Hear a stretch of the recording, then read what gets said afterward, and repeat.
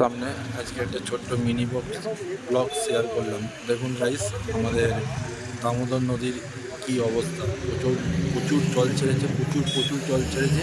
আর সেই জলে যেমন দামোদর নদীর আশপাশে পুরসুরো, ওইদিকে আরও সব জায়গা আছে, পুরো এলাকা বন্যায় প্লাবিত হয়ে আছে। আস্তে আস্তে পুরসুর ভবনেতেও জল ঢুকে যাচ্ছে। ঠিক আছে, আমাদের পুরসুর ভবন আছে, পুরসুর ভবনেতেও জল ঢুকে যাচ্ছে। দেখুন, আপনাদের দামোদর নদীটা আজকে ভিডিও করলাম, সেই ভিডিওর মাধ্যমে আজকে দামোদর নদীর জলের স্রোতটা আপনাদেরকে দেখালাম। ঠিক আছে, এই দেখুন, এটা হচ্ছে দামোদর নদী। আর স্রোত দেখুন, আর গর্জনটা শুনুন খালি।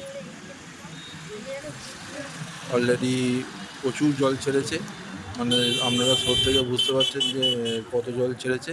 তাহলে আর বলার কিছু নেই। সো ব্লগটা এনেই শেষ করলাম। ভালো লাগলে অবশ্যই কমেন্ট করে যাও। কার কার ওখানে বন্যা হয়েছে আমাকে কমেন্ট করে বলো।